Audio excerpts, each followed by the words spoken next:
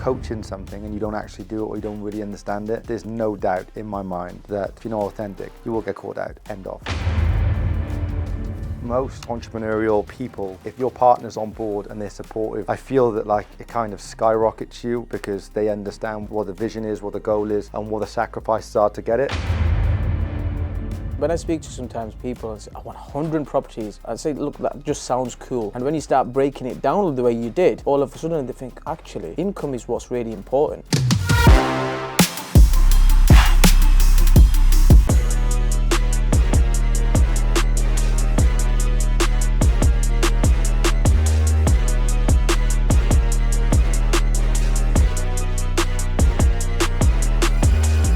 Welcome back to my channel where we discuss personal development, business, and everything else that's connected. If this is the first time you are visiting my channel, then please hit the like and subscribe button. Just to let you know, we are now releasing videos every Wednesday, 11 AM, and every Sunday, 3 PM. Make sure to tune in as you don't want to miss them. Appreciate you coming down. Did you come down for this or did you have other commitments as well? Mainly for this, but because our Q3 events in Manchester, I thought I may as well use the time, you know what I mean? To look for... Yeah, it was this place and 20 stories are the two places we're considering. Okay. Because it's just going to be like a get-together, it's not going to be like a big seminar event. Yeah. But I love this place, but I went to 20 stories earlier just to see what it was like. What do you think? I like it because it was raining, I didn't really see that. It was hard for me to... Well, they've got a cigar lounge in here. Yeah, I've just been down there. I love it, I've been here before. Sick. Okay. Yeah. Well, the coat, I would say, is top 3. Yeah, definitely, mate. I like it. Yeah, What else would you say is good? Radisson. I haven't been there, no. 5-star hotel. This is not a 5-star, but it's almost... This isn't 5-star? I don't think it is, no. I might be wrong. Google it. It's Dakota 5-star or 4-star. I feel like it's 5-star. Yeah, it does. That's what I'm saying. But Radisson is 5-star. Okay. But I would say it don't know the difference. Yeah. Yeah. I like the vibe here. It's very like modern. You know what I mean? It's boutique-y type. Yeah, I like it. I like it. Yeah. Like I seen Stephen Fry last week. Oh, in here. I don't know him. I just passing by normal. Yeah. A few weeks ago, Simon Cowell. Yeah. So they do all stay here. Okay. Yeah. Because it's just one of them. Yeah. It's close to Piccadilly. Yeah. Is it 4-star? 4-star. Yeah. What? Okay. Yeah. I've seen Stephen Fry in court before. Oh, did you? Yeah. Yeah. It was all cameras everywhere. I thought, fucking, what's the chances of me coming here today? Yeah. Well, listen, Dee, thank you so much for coming down. I know you're doing a lot of good stuff. And I recently seen you getting around in private jets, and we'll tap into that. Yeah. But in your own words, what would you say you do? Predominantly, I'm in sort of mergers and acquisitions. So we buy businesses, we look to bolt on businesses that have, in the same vertical to eventually exit. But because it's in business as a whole, we kind of cross over on a lot of different things. Okay. It's not just like one set thing, you know. Okay, so when you say mergers and acquisitions, like you mean, just break that down.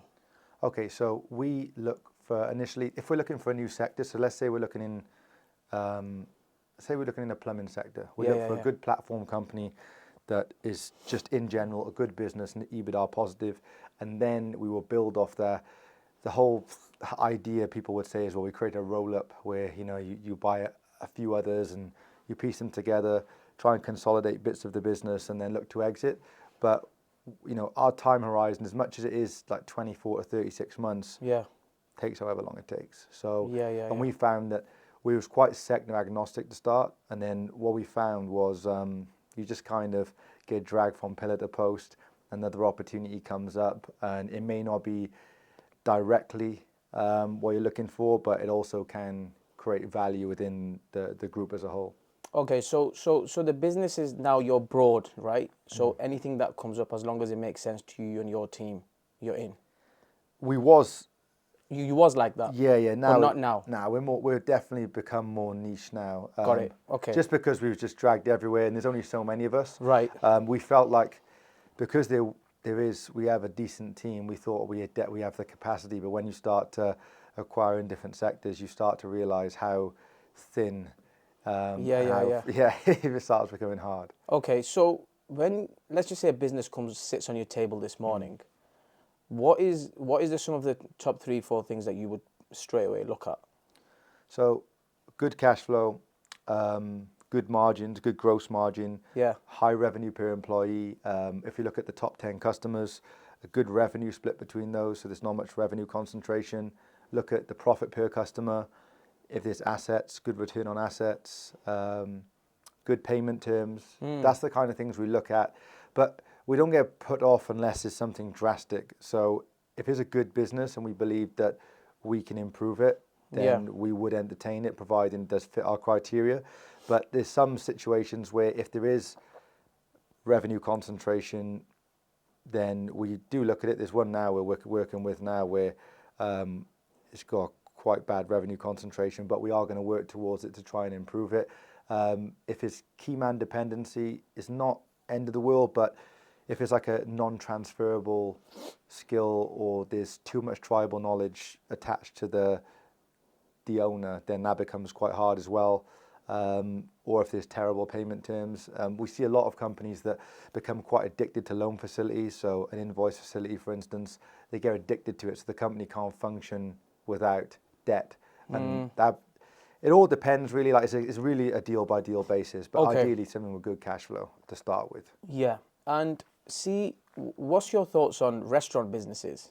Like, is that something you look at or you think not for us? For us, it wouldn't be something we look at. None of us really have a skill set in it. I've had a business that's in that kind of industry a few years ago, but personally wouldn't be something we would look at. I also find it, depending on what it is, like if you have a few chains, it's slightly different, but it wouldn't really fit our business model. Yeah. Because I was in the restaurant business and hard, right? It's very hard.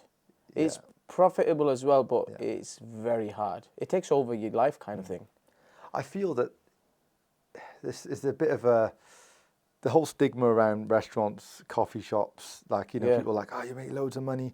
And you can make really good money, but I feel that you do earn every penny of it. Tell me about it. So like you can make good money, but you're earning every penny. Plus there's a lot of employee turnover as well, which I find staff retention is quite hard in the restaurant and just food industry as a whole. Yeah. I also seen this morning you put something on your story about some app you're launching. Yeah. What is that? So it's called Deal Maker. So in my mastermind, where everyone in the mastermind is kind of looking to buy businesses anyway. Yeah. And we've probably got 150,000 just leads sat there that people have gone through. They spoke to business owners and the business owners wanted slightly higher than they would want to pay. Yeah. So rather than those leads go to waste, we've got a group of people that are very knowledgeable and clued up on the buy side approach. Yeah. And I find that a lot of sell side brokers that the group deals with, they're not as knowledgeable on the actual process. The expectations they give their client, I feel, is ridiculous. They all they want is the upfront fee or a large retainer. Yeah. Where we thought, right, look, we understand buy side and sell side, especially me and my two business partners. All of us have bought and sold businesses. Got it. So, and all the way from like a very small business all the way up to selling to one of the biggest private equity firms in the world. So we understand the whole process from down the bottom to the top. So we thought that if we create a platform, one, we give the group an opportunity to monetize some of their leads, and two, we actually create a realistic valuation for a person that's looking to sell their business, put it on a platform and try and match them with a buyer. Now, if they want slightly higher, then we're up front with them and we're like, look, it's probably a little bit too high for just to go and target certain people in the market, but maybe we find a more strategic buyer for you and we'll place you as someone that can afford to pay a slightly higher multiple because they're going to bring in some of the things that you have, whether it's the customer list or whatever infrastructure they can bring in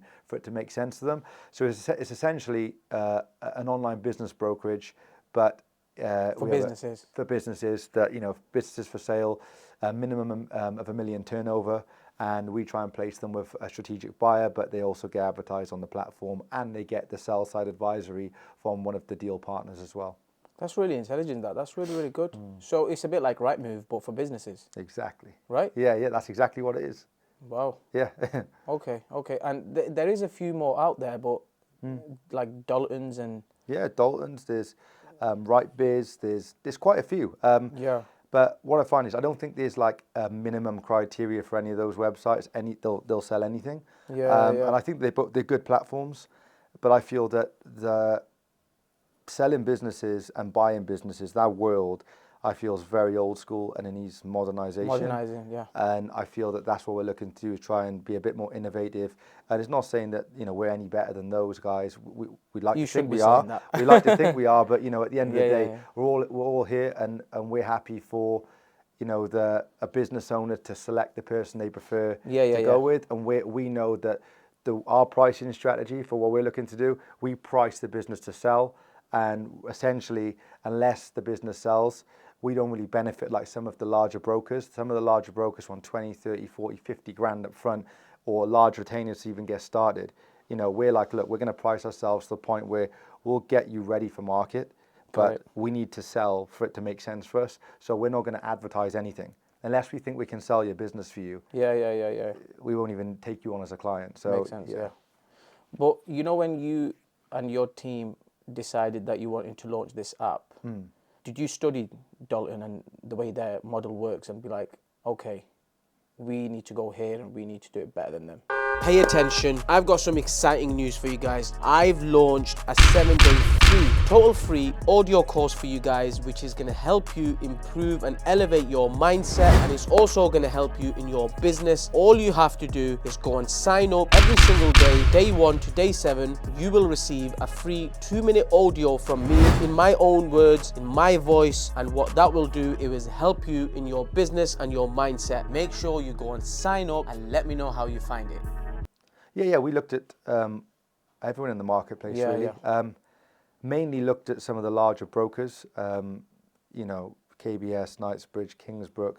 We looked at all of those, and we looked at where we felt that we could do things slightly better and differently. There was some things that are really evident that we could do differently. And just, I think that the one thing that really stands out more than anything is understanding the actual process and understanding what it feels like to be a buyer and a seller. You know, a lot of those large brokers, some of the people that they employ to sell a business, I feel that they don't even understand how to value the business correctly. And I understand someone else in the background is probably doing it, but when you ask them a question on something, they don't quite understand. Even little things like the adjustments. Like, for instance, if I was to buy a business from you, and, you know, let's say you work in the day-to-day operations, but your replacement cost may be 50,000 to replace you. And let's say you're taking out 100,000. Then I know that I can add back a surplus 50,000 to the bottom line, because to replace you, it's going to cost me 50,000.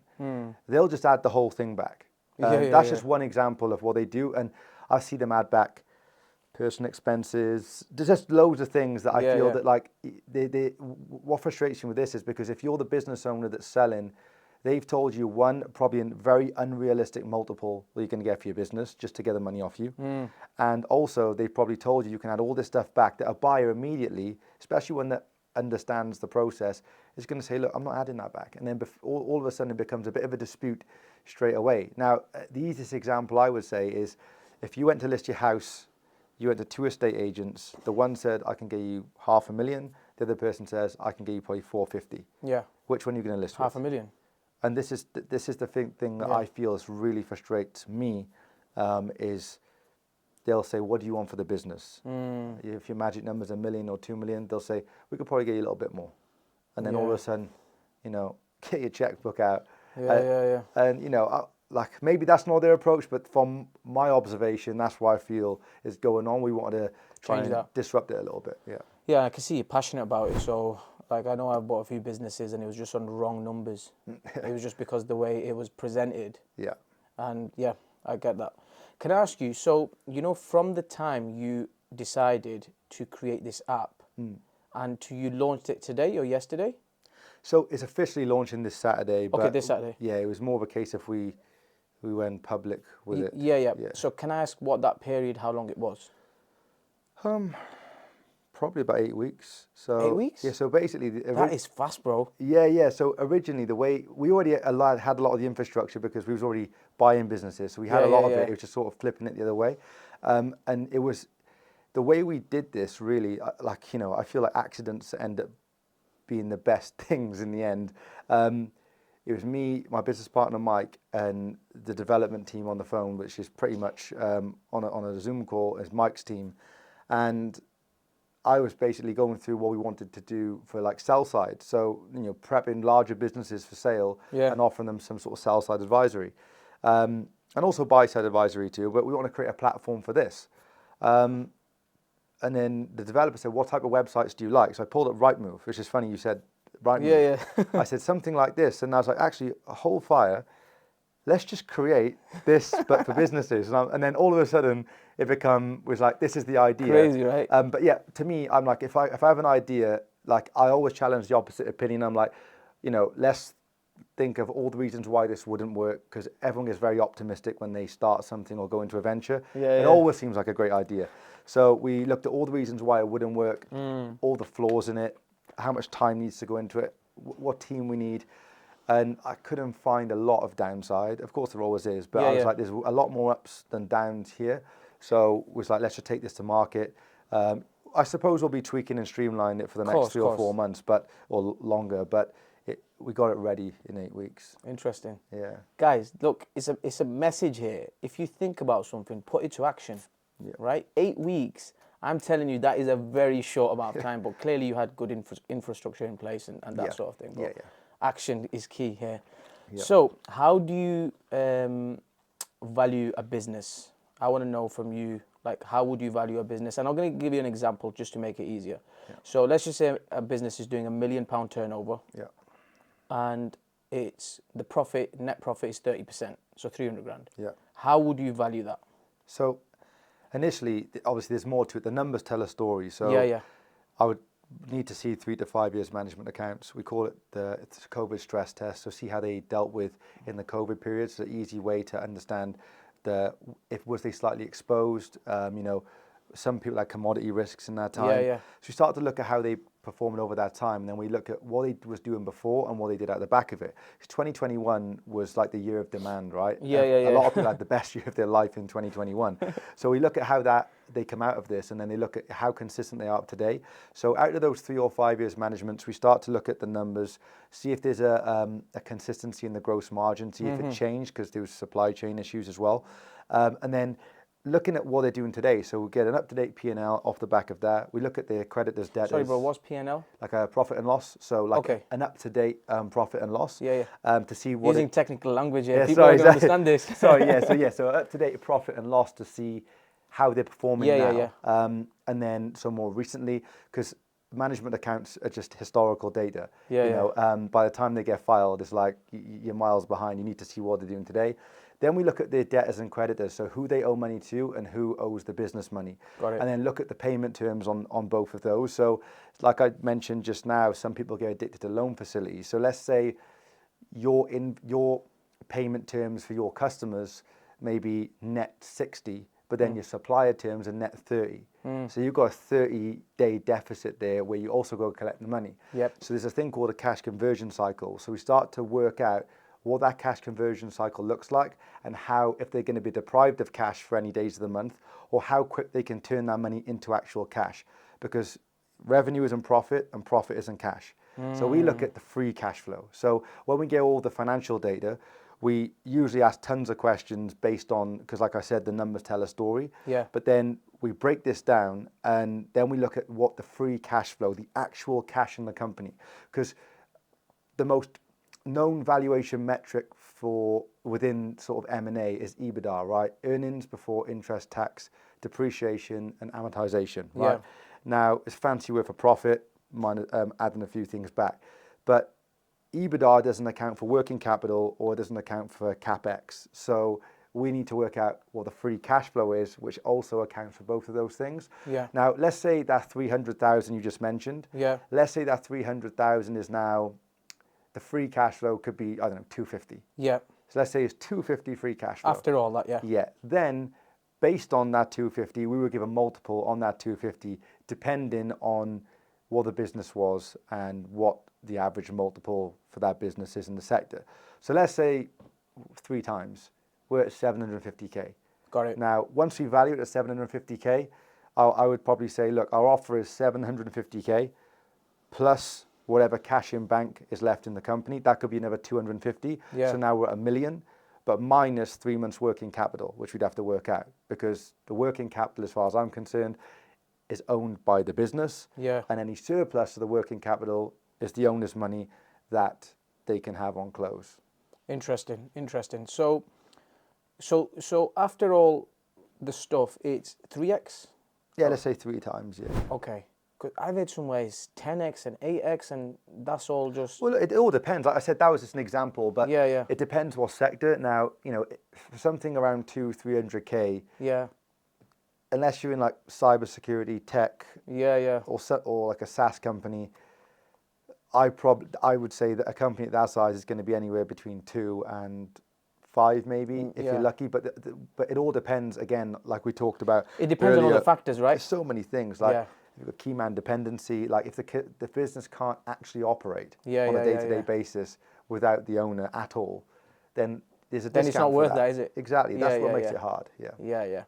Well, I've noticed with a lot of business owners that when they start off businesses, they think like they're going to get more freedom, but they end up getting more jobs, right? Yeah. So do you think that's a big problem for a lot of businesses, and how can they get out of that cycle? What's the mindset they need to go into it? What's to try and take themselves away from the business? Yeah. Because like I know a lot of business owners, they start a business and be like, oh, well, I've got a business now. Yeah. So all of a sudden, like they've got some sort of freedom, but in reality, they've just bought themselves like 6 more jobs, right? Yeah. So like, what would you say is the right mindset to go into that? So if you're looking to buy something, I would say if you don't want to work in it on a day-to-day basis, there's one, you need to have a great management team in the pump business that you're buying. But just because it has a good management team doesn't mean that you can just not do nothing. At the end of the day, a business isn't a buy-to-let, right? You're not going to be able to just not do anything with it.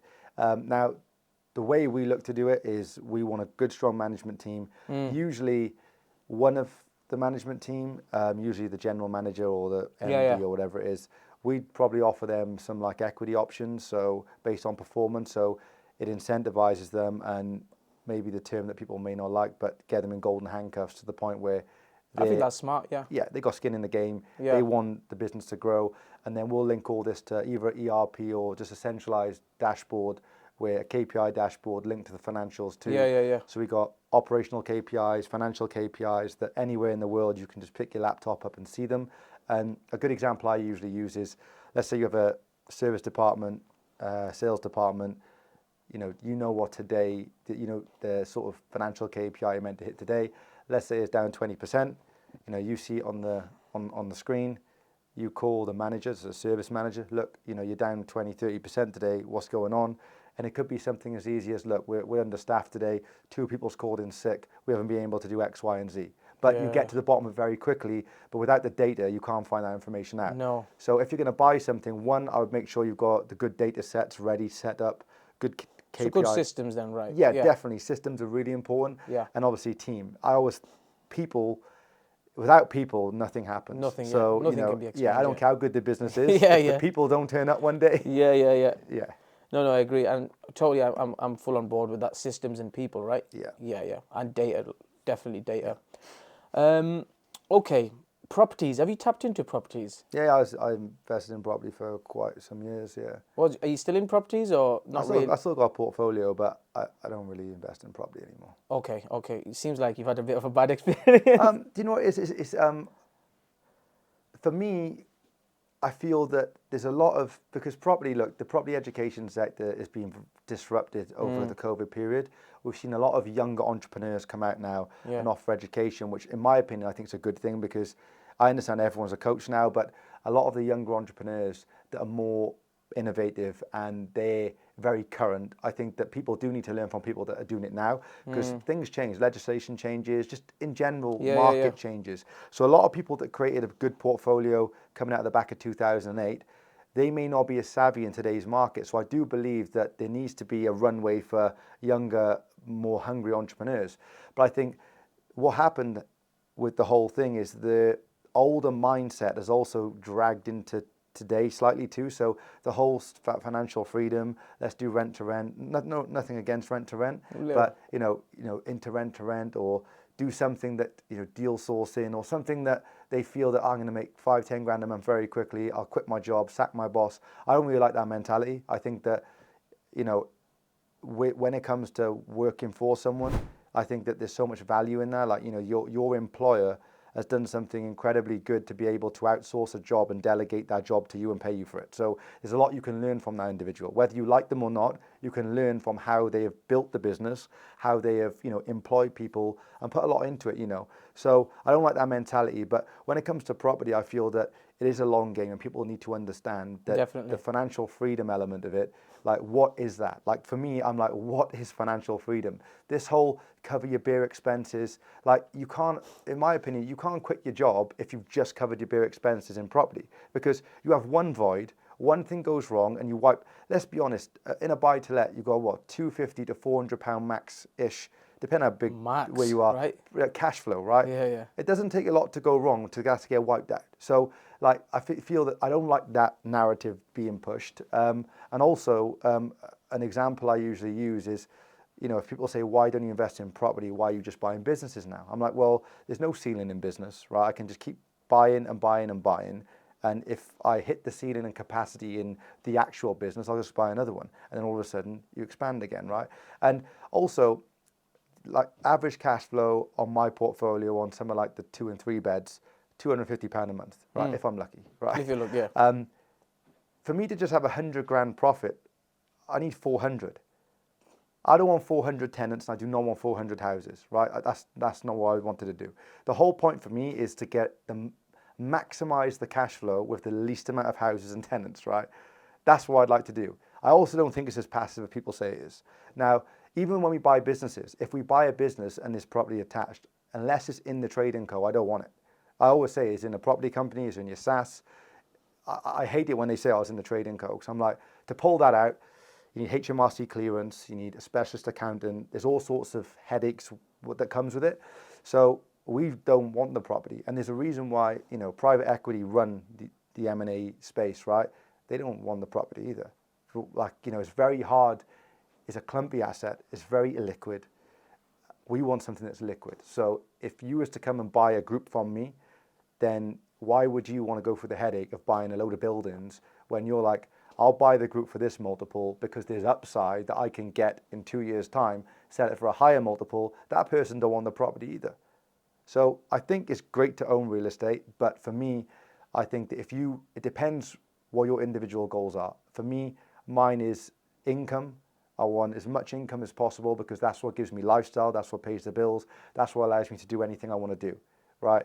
If I want to go and buy something down the shop, I need income to do it. I don't care how much equity is in your house. You can't go and buy a pint of milk down the shop with equity in your house, right? You need income.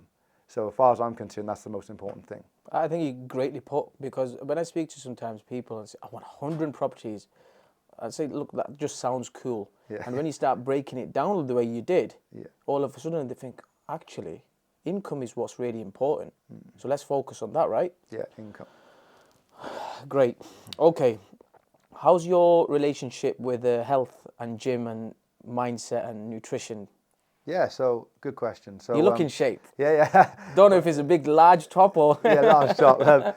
So I try my best to keep on top of it, so there's no excuses, I think, realistically. Like, you should prioritize and take time. So I pretty much just eat meat. I don't eat no breakfast. At lunchtime, I may have a bit of fruit, and then I just have a steak in the evening. That's how I have every single day. Really? Yeah, that's pretty much it. Have you been doing that for a while, or? Well, yeah. So that's my main what I aim to do. Okay. I will go through phases, where my fault, like I said, is no excuse, but grab something when you're traveling, and then it's not, and then you just get thrown out. But in general, that's what I try to keep to, is just that, and then just drink water with it. I find that I operate better. I feel like I got more energy, which is crazy, because years ago when I used to try and train to get big, I used to have 5 meals a day, all this energy that used to go into the gym, and I never used to feel as energetic as I do now. I eat way less. I don't even focus on what I'm eating because I know what I'm eating. That's what I try to do. I try to go to the gym, play a bit of football, But I used to box when I was younger, so I like to do something that is active. I don't really enjoy like the gym. I prefer to like do Just a sport. get active, yeah. So yeah. I think that's Joe Rogan's diet as well. Yeah, I think just carnivore diet, right? It's crazy because when I first heard about it, I was like, how do you function throughout the day without eating food? And then I listened to Andrew Huberman. I'm not sure if you heard his podcast. No. Incredible guy, talks a lot about like neuroscience and cognitive performance. He covers everything. And he mentioned if you ever want to do a high focus task, never eat before it because it makes it harder to focus. Yeah.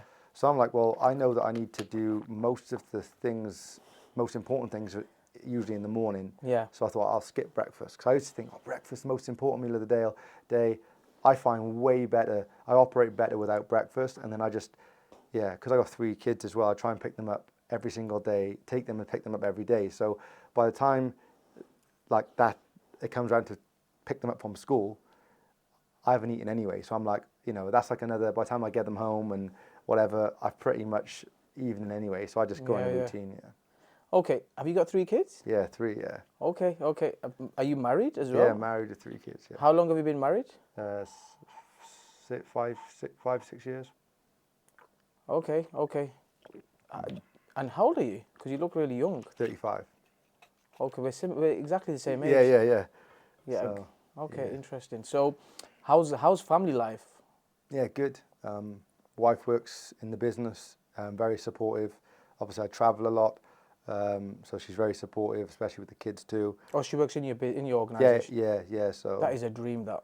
Yeah, I think it's a bit of a life hack. I think that most like entrepreneurial people in general, I think if your partner's on board and they're supportive with the process, I feel that like it kind of skyrockets you because they understand what it is, what the vision is, what the goal is, and what the sacrifices are to get it. So I feel that I'm quite fortunate that she's basically backed me with everything I've ever done. Wow. Ups and downs. Obviously, there's always ups and downs. Of course. And I've just been I'm obviously quite fortunate that she's done that. And obviously for 3 children as well, if you don't have a supportive partner, it becomes quite hard to work towards the things you want. It's interesting you say, but the key point being that the values and the vision, they're on board with that, right? Yeah. If they don't get that, then it's going to be a nightmare, really, isn't it? Oh yeah, definitely. Yeah. Okay. You do masterminds. Tell me about that. What masterminds are they? What do you teach exactly? And also, I want to touch a little bit on, you went on a private jet to Monaco. What was that experience like? So cool. So masterminds. So basically, I was buying businesses. I had a few people ask me to teach them. I didn't really have a framework at the time. This is a couple of years ago to like teach. It was just what I was doing. Yeah. I was still making mistakes too, so I'm like, I don't really want to teach people this because every deal's different. So I sent them away to someone else that I knew that runs like business plan masterminds, and 2 of them came back and it's like, it wasn't very good. Can you just teach us what you know? So I was like, look, give me some time. I'll put something together. Yeah. When I feel confident, we'll do it. Put something together. The one guy, I'm like, look, I'll work with you. And when I get proof of concept, maybe I'll show other people. This guy, we got on with business fairly quickly. So I was like, okay, we got proof of concept. And then it just grew from there. And I suppose that we already had a network like the 5 a.m. club. And then so this mastermind come off the back of it. And then it grew quite quickly. And then more people get deals. They tell people. So that just grew. And we try and do like a quarterly meetup. And then every other quarter we try and do something that's like bucket list style. So a few people that I knew seen me on a jet before, and it was like, this would be sick to do a private jet. So one person said that to me, and then my wife Shara was like, you need to do like a private jet getaway with the guys. I'm like, oh, it's funny because someone said that, and I thought, let's just see if we can do it. So I mentioned at one of our mastermind calls who would be interested. And the interest was crazy. Like literally, we could only. It would be, right? Yeah. But I was like, I didn't think that people would want to like. There's a financial commitment to it, right? Of course. So I'm like, you're on a jet into Nice. You're going from Nice to Monaco. You're spending some time in the south of France. It's not going to be like cheap, No, so I thought, let's see who's going to be interested. Yeah. But it is like a once in a lifetime. Most people don't really get a chance to fly on a jet. It's like a real bucket list, opportunity. So. yeah, we managed to pull it together. In the end, we had a few people fly out like that didn't manage to get on the jet because he was obviously it's only so big the jet is. Yeah, they yeah. came out, and then a few others were like, next time make sure I'm top of the list because I missed out. So it was an incredible experience, you know, really good people that came, and we just had a really good time while we was out there. It was cool. Yeah. How was Monaco? Yeah, it's awesome. My dad lived in the south of France for about 18 months. This is going back like 8-9 years. So I used to go to Nice quite a lot, and Monaco's like 20 minutes away. So I used to be obsessed with Monaco. I really love it. It's tiny. So you've been there regularly, yeah? Yeah. It's like I think it's like 0.7 of a square mile. It's really small. It's tiny. Yeah. But it's have you been in Monaco? Yeah. Yeah, it's an incredible place. Yeah. The square in like Monte Carlo. It's just like a few networking events I've been to, so it's really, really good. Yeah, it's a cool place. Yeah. Okay, would you do the private jets again? Yeah, we're doing it again. We're going to do it either Q4, Q1 next year. Yeah. What is it, like 30-40 grand a flight or something, or is it cheaper? Depends where you go. So like if you go from Biggin Hill to Nice was 20 grand, and that was for like a 13-seater. So we're probably gonna have to get a bigger one next time for more people to come. Yeah. Pocket change that for you, isn't it? So, but yeah, it really depends. Like, you know, it'd be cool to go and do like UK to Dubai or UK to the States, but you know, you start looking 50 to 100 grand then, or more. It just inspires you to probably do more stuff, right? Oh, definitely, yeah. Yeah. I wanted to touch about crypto. Yeah.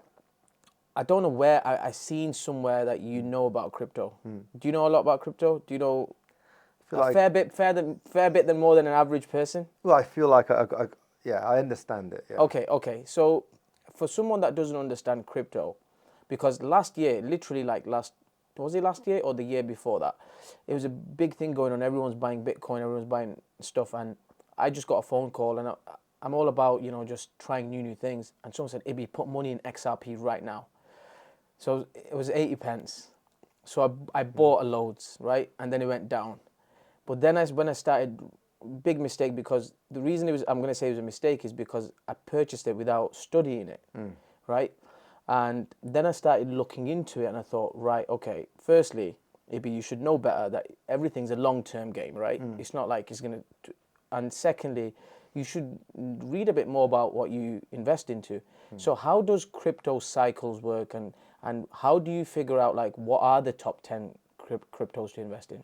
Hey YouTube, I'm really sorry to cut you off, but I have to share this with you. I want you to get to your next level, and I believe that personal development is the gateway to success. So what I've done is I've gone and created a 7-day free audio course. This is totally free. All you have to do is sign up, and from day 1 till day 7, every single day you will receive a 2-minute audio from me, which will elevate your mindset and give you power in your business. Make sure you go and sign up, and let me know how you find it. So I find with crypto, if you invest in crypto, what you think your risk appetite and time horizon is, if you don't know it, crypto will teach you it very quickly. Very quickly. So in general, you've got these sort of 4-year cycles people talk about. Every 210,000 blocks that are mined, there's a halving where the miner's reward gets cut in half. So based on this halving event, you know, generally after that we go into a bull cycle where, you know, we have a certain amount of time where everyone's euphoric and everything goes well. You have all the altcoins, they all go crazy. And the thing is with the altcoins, which is like an alternative coin to, say, Bitcoin, people just make anything up, and with good marketing they'll make a lot of money, and there's a lot of scams as well. So you see a lot of stuff that looks good because the marketing's really good, and then you find out it's not very good and can it withstand the test of time, because you never know. I think that each bull run has had like a different narrative, right? And I feel that the next bull run, which is like 2025-ish, I think, I can't remember the exact date. Yeah.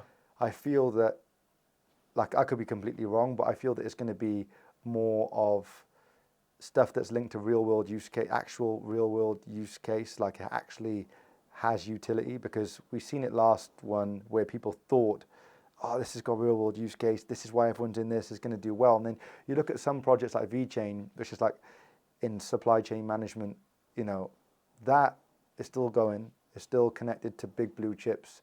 There's certain tokens that have done well, and do have real world use case. And there's so many that don't. So I feel that, when you go your layer ones, like you've got Solana, Ethereum, those projects there, which are really good, they've withstood the test of time, you could argue. Well, especially Ethereum, it's like they also struggle to scale, right? They struggle to scale in general. So we'll see what happens in the next bull run, but yeah. It's still all new though as well, it's right? very new. Yeah, like for me, like when people say, "Oh, you're all of a sudden you're bearish on crypto," I'm like, "No, I'm super bullish on crypto, but there's a time horizon, and how many times can you beat on the drum to say to people that this is this because of this?" It's like, like I'm not going to keep making videos and keep telling people this is part of our future. Like, we're deep into a bear market right now, so like you have bull and bear cycles right now. We're in a bear market. So am I going to keep banging on the drum? I've told people, I'm not so much dollar cost averaging into Bitcoin now because I've accumulated, but realistically, it's up to you. If you don't have any, then do I think that it's going to have a place in the future? 100%. You've got BlackRock just applied for a Bitcoin ETF. Jack Mallers went to the IMF to speak to them about the utility of Bitcoin and how you can use it for cross-border payments. How much information do you want to throw on someone? And the thing is with crypto, there's so many different moving parts. Yeah. Like you've got the metaverse. You have all these different things that people are like, oh, that's not going to last. This isn't going to last.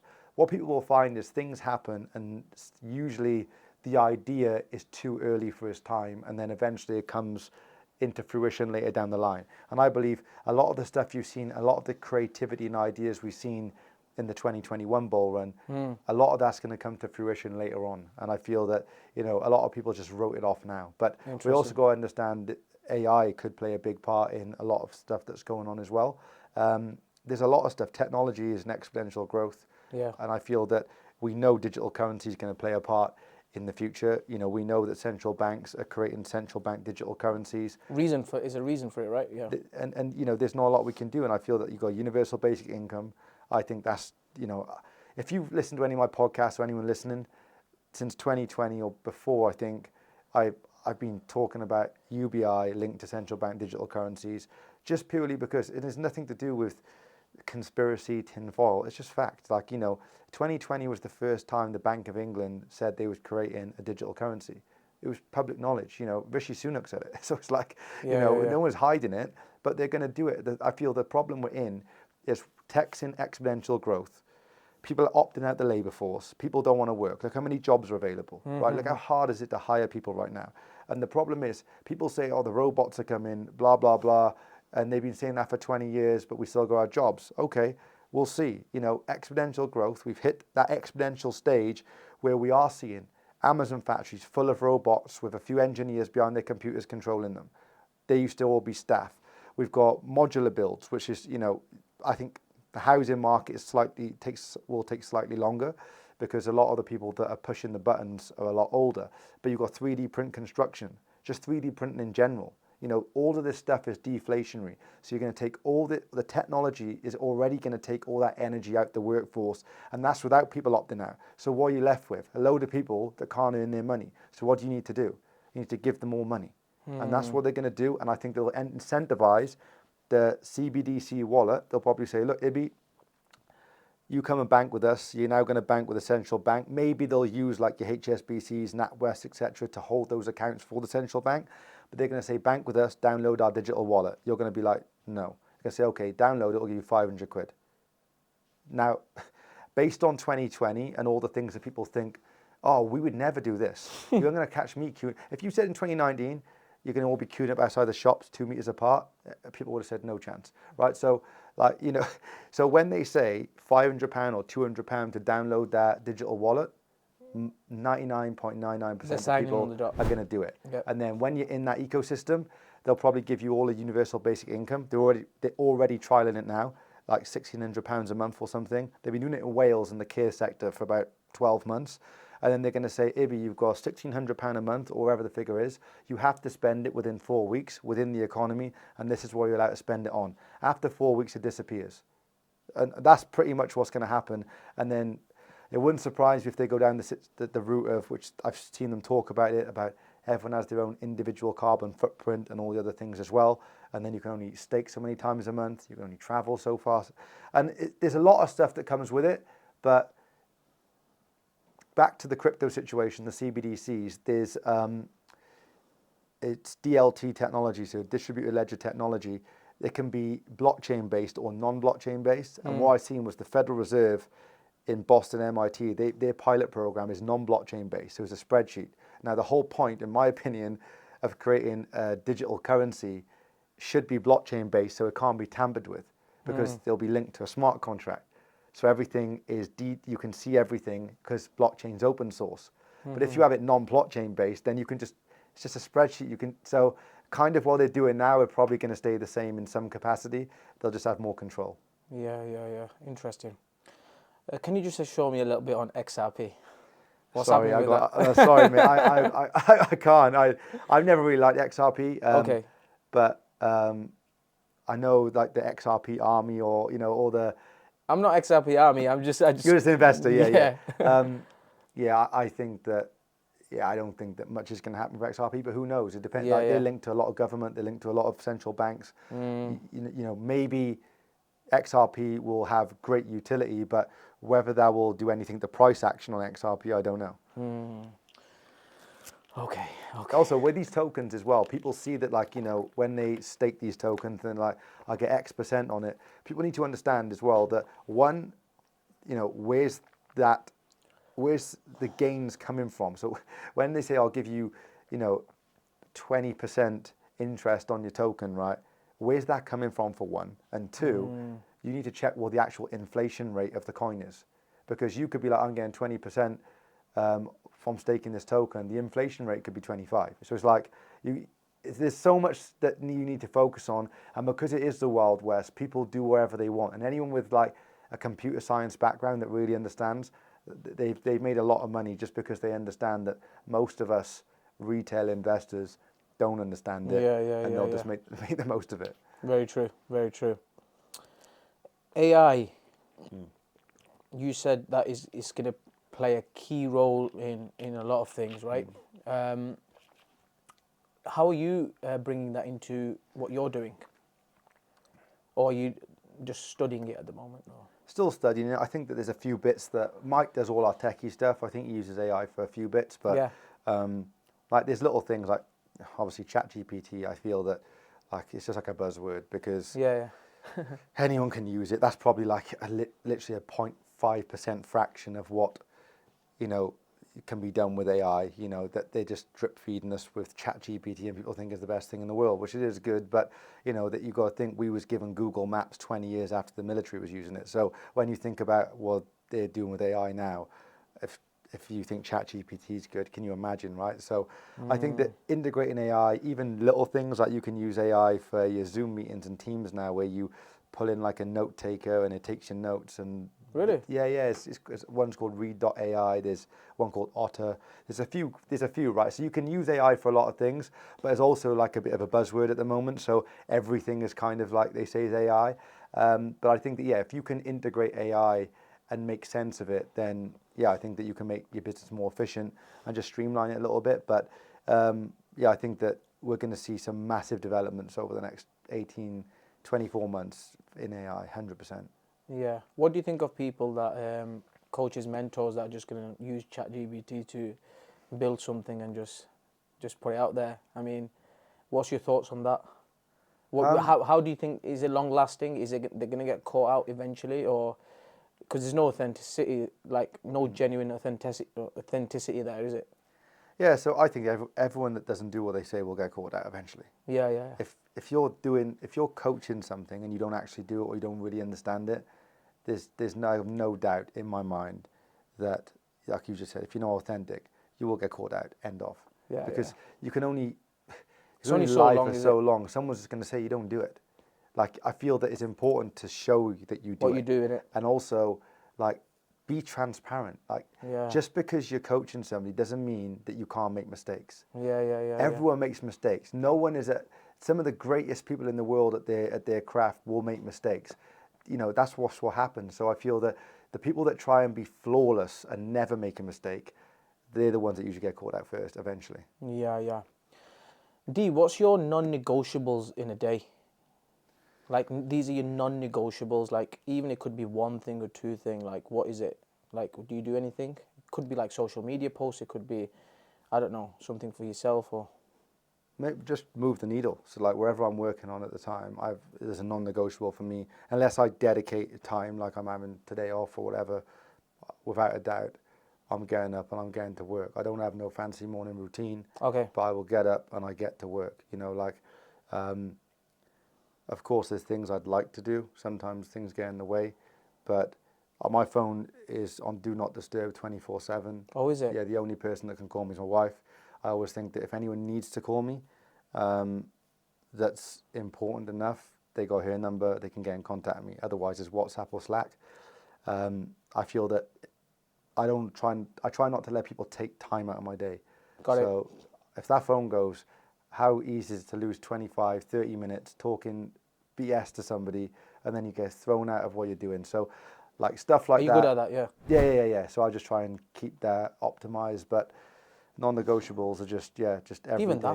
that's really good if you do that, because a lot of people will just answer the phone, just disrupt the whole day, isn't it? Because you just don't know who's on the other side of that call. Oh yeah, It can mess up everything. Oh yeah, even like my brother and stuff knows. Like he gets frustrated though. He's like, you know, put me on, like, take me off Do Not Disturb. But I just know you get taken away from something, and there's, you know. How do you do that? Put it on Do Not Disturb. Is it just a feature you press? It's like plane mode. Yes, so basically you put it on Do Not Disturb, and then you can go into the settings of Do Not Disturb, and you can pick which numbers can call you.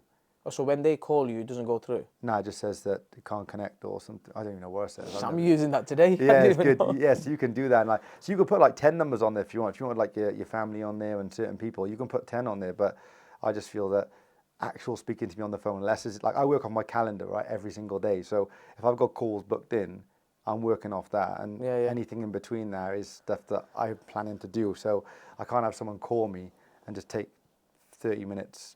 I love that. Yeah. That's great. What is the Join the 5 a.m. club?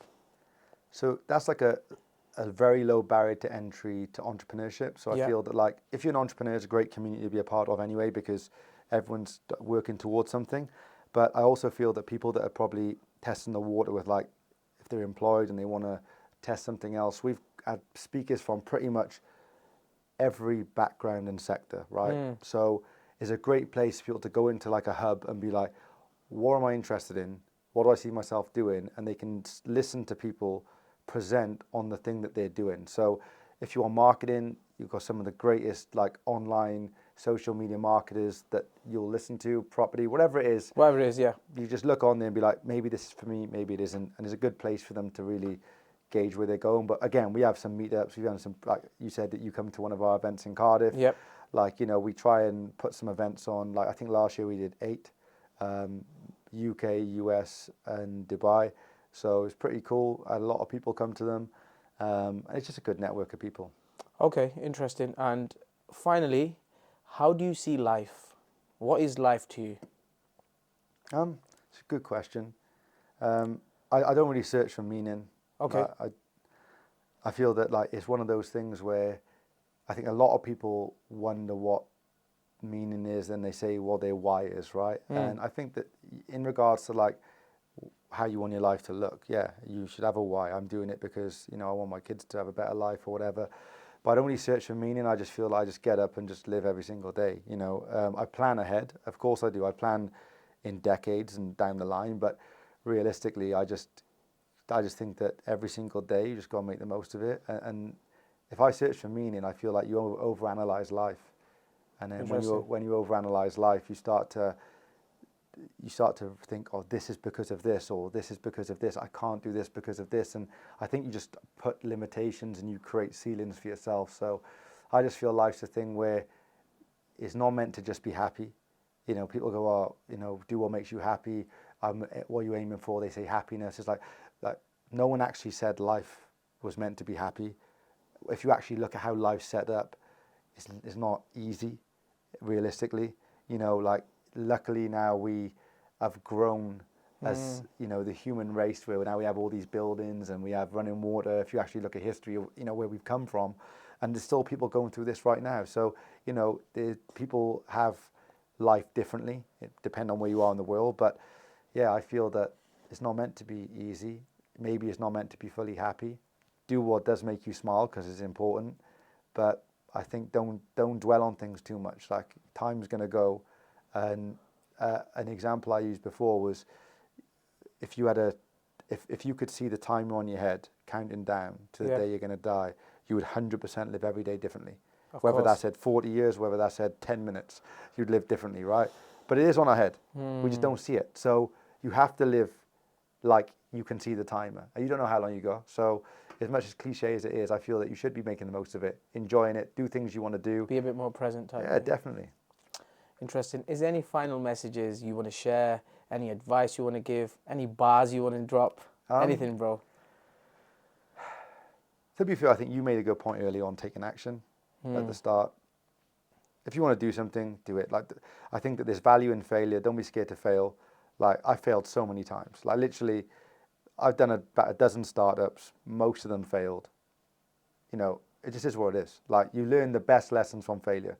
Like, you know, you learn how not to do it, right? So you don't want to do it again. And I feel that when you have experienced failure, you realize it doesn't feel good. And then when you experience winning, you realize how good that feels. So I feel that I'm very much like, get rid of the victimhood mentality. There's winners, there's losers, that's life, end of. No matter how you dress this up, there's winners and losers in life, right?